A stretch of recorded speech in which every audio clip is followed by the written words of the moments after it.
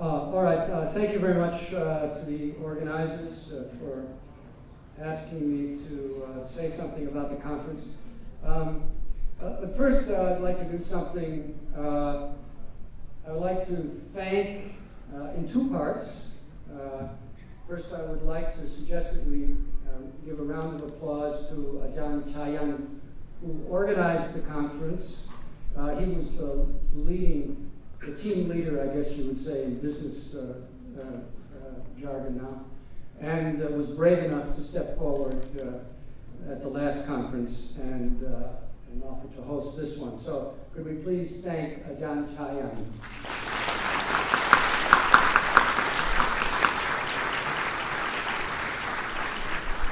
And the second round of applause I'd like to suggest is for all the people who worked to make this conference a huge success. This is the administrators, the people who organized transportation, the people who were on the thing I call the digital machine, the website. That would be, I haven't met these people. Maybe I've met them, I don't know. Kanchana was one person, and Chanida was another person I saw. And, you know, there were just a lot of people, the volunteers on the registration desk. There were some people that paid, I believe, some people not. And I think they should all be thanked separately from Ajahn Chayan as the people who really helped to make this conference.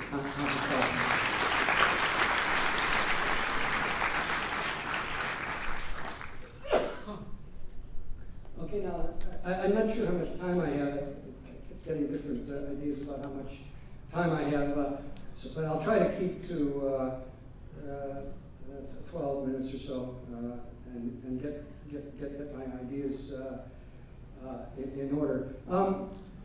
When I come to Thailand, first thing I do, and particularly this time because I had to think about my remarks, I buy a little notebook at one of the news agents or bookshops, and the one I bought this time, I like very much. It's one of the most beautiful little books I have. This is a sumujot.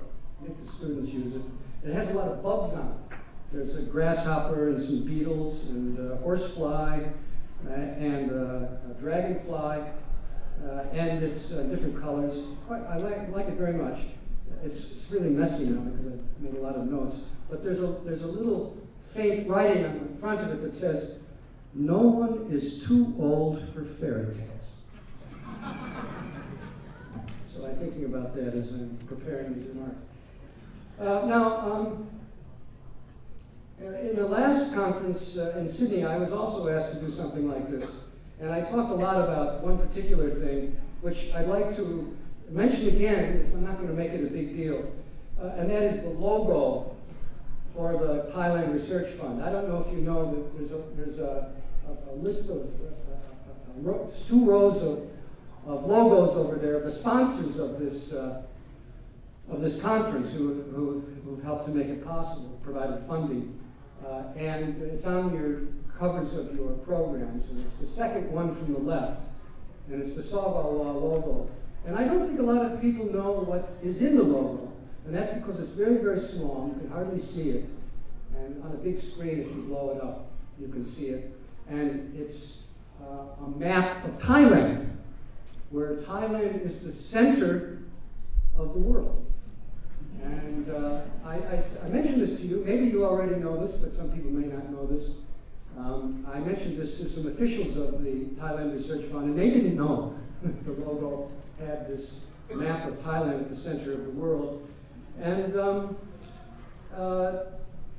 I think this is interesting because Michael Hertzfeld, in his opening address, his keynote, that was kind of the theme of his talk, and it was a very useful way to highlight some things about Thai studies and the problems of Thai studies, which I think are not as problematic as maybe they once were.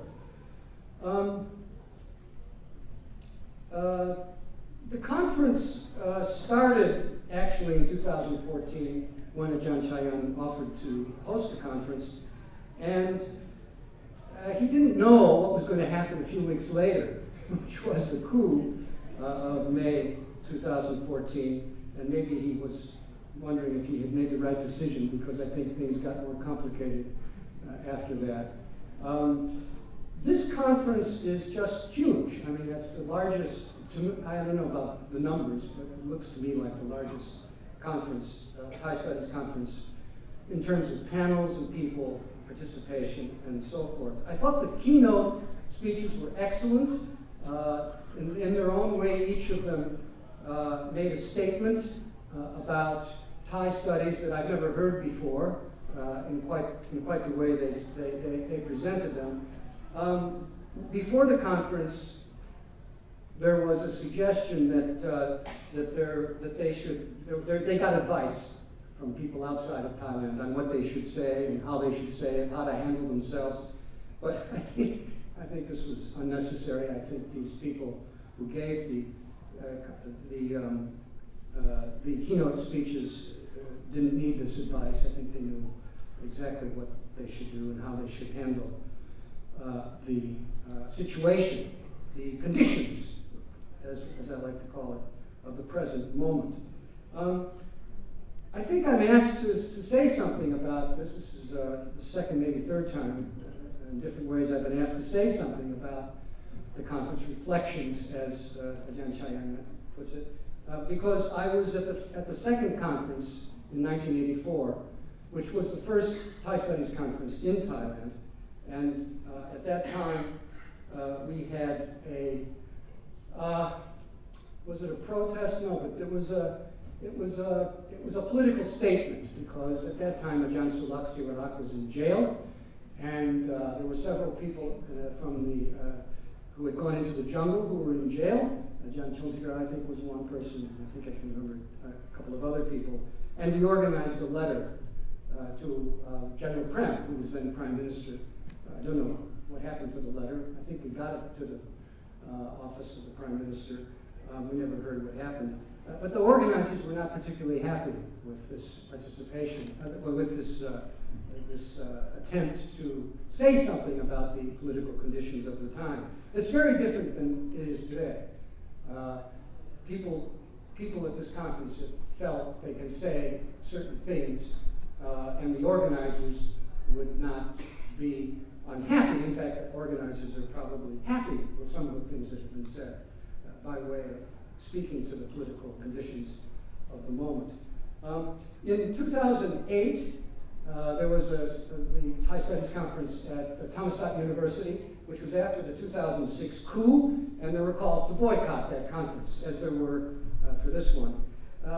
There were quite explicit politically relevant panels at that conference in 2008. There were 3 monarchy panels. There was a panel about The King Never Smiles, the book that had been published in 2006 by Paul Handley. There was a panel about the Crown Property Bureau. There was a panel about the sufficiency economy, Setikit Papian, and there were the authorities were there. What I call the peace protectors were there. The peace protectors would be the Santiban. I like to call them the Peace Force. The Peace Force. I've always wondered if Santiban Saw and Ban refers to special branch. I've often wondered if the Thais are doing something clever with language there, copying the London, the UK special branch of Scotland Yard. In 2011, there were also calls to boycott. This was just after the Yingluck election of the Thai Rak.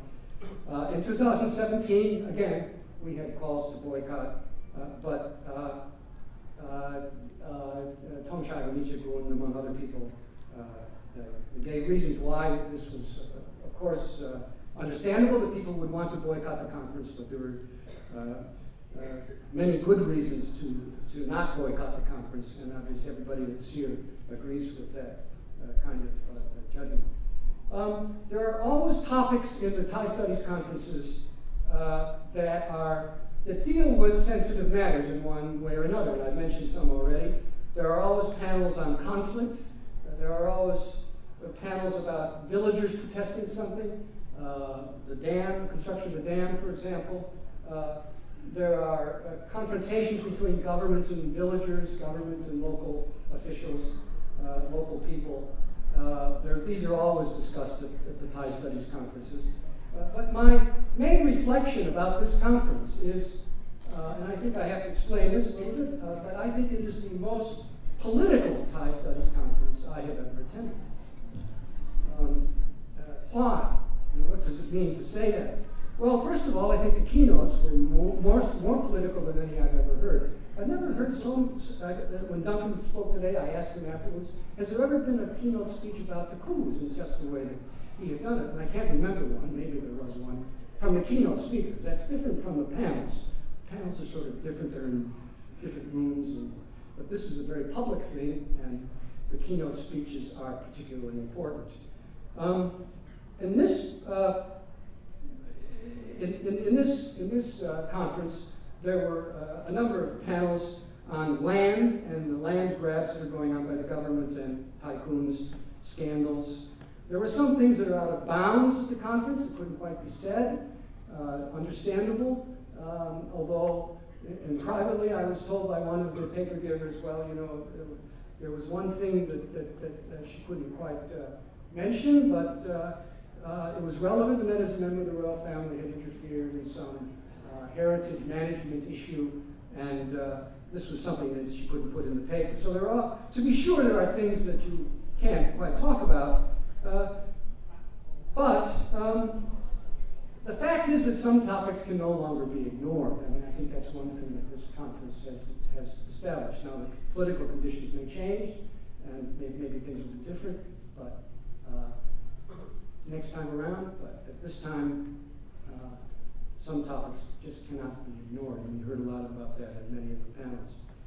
The second reason that I think that this is the most political of Thai Studies conferences is that 1932 is still with us quite clearly. And the reason I say that has to do with an image that was on the screen in two of the keynote speeches. I don't know that everybody knows what that image was. It was in Catherine Bowie's, one of her 200 slides. She had, at the very end, she had this image, and it was also in Duncan McCargo's talk, and he mentioned it very briefly, and I don't know that everybody knows what that image is, and the image is of the, what we call the plaque that commemorates 1932, that was put in the pavement around the equestrian, in the plaza around the equestrian statue. And the plaque says that Khanat Ratchadon, Daigo Kamune, Rathatamanu, Pur, Kwam Chalerin Kwam Cha. And but then just a few months ago, in May, more or less 3 years after the coup in 2014, this plaque was taken away, and I think it's a kind of it's kind of a watubonghon, this plaque. It's a kind of auspicious object. It promises something, and the memory of the event has been celebrated in various ways, and I think that's one of the reasons that the plaque was taken away. And now there's an attempt to deny that memory by taking away the plaque. In one of the panels that I went to, a panel on the Army, it was said that the 1932 was a watershed event. This was in an Army panel. There weren't a lot of people at this Army panel. I don't know why. I didn't think it was, perhaps there was another panel that was more exciting. But this was a very interesting panel because of this discussion about 1932 that came up in the Q&A.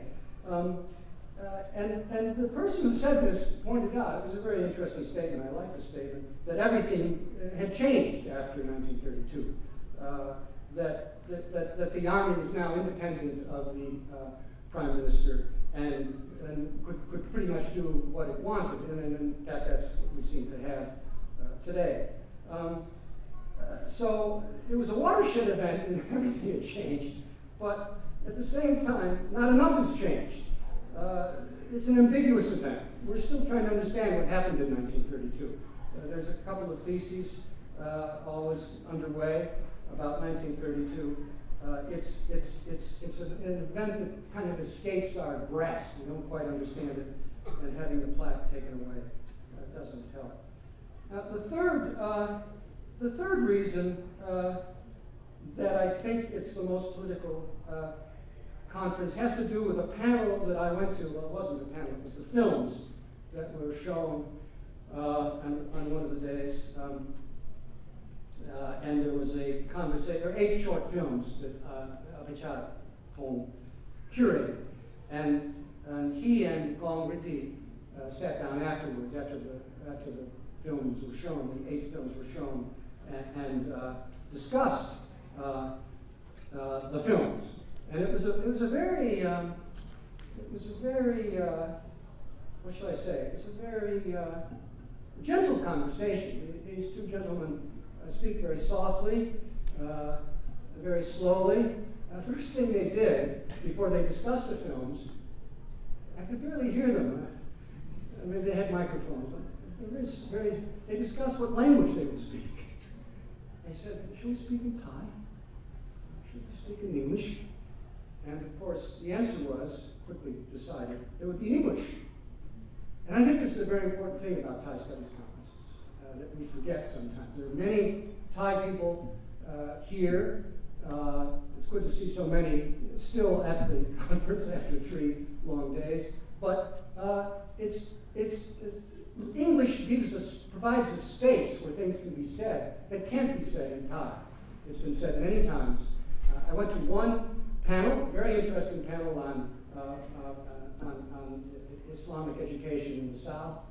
That was in Thai, but there was simultaneous translation in English. Another great credit to the organizers to have this kind of facility.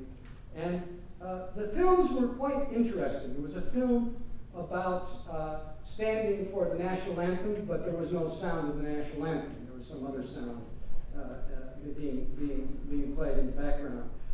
There was a film that sought to break down the barrier between the director and soldiers. And in the discussion between Apichat Pong and Gong, it was said that the film was a kind of therapy for the man who made the film. And there was, maybe this was the same film, I can't quite remember, but there was a film, a very low budget film, 6,000 baht. 6,000 baht that the filmmaker made with his mother. And it was a film that the director used to understand himself.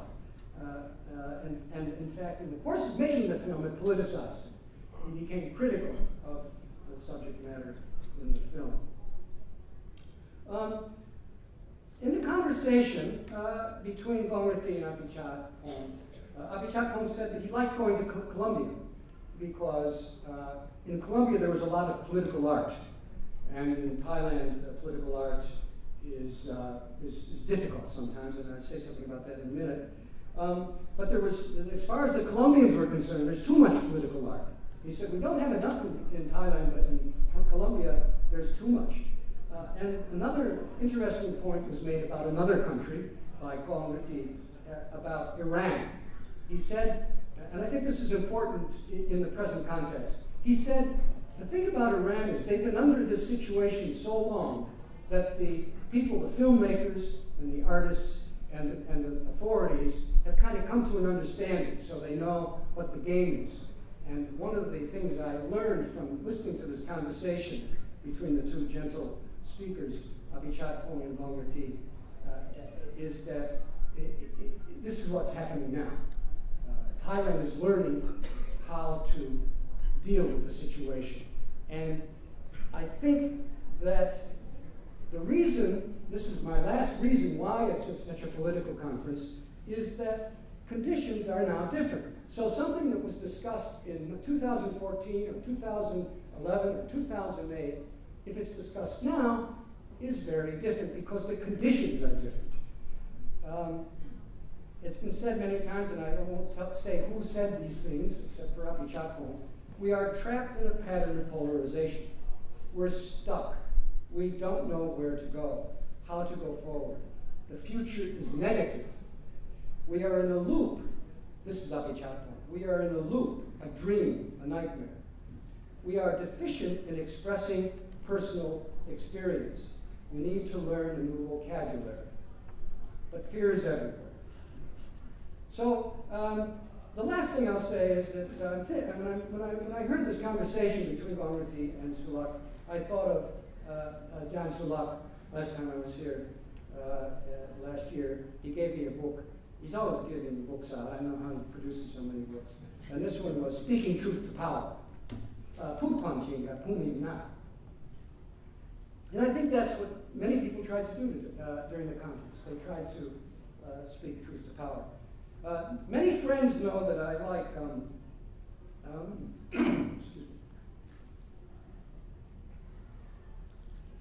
many friends know that I like amulets.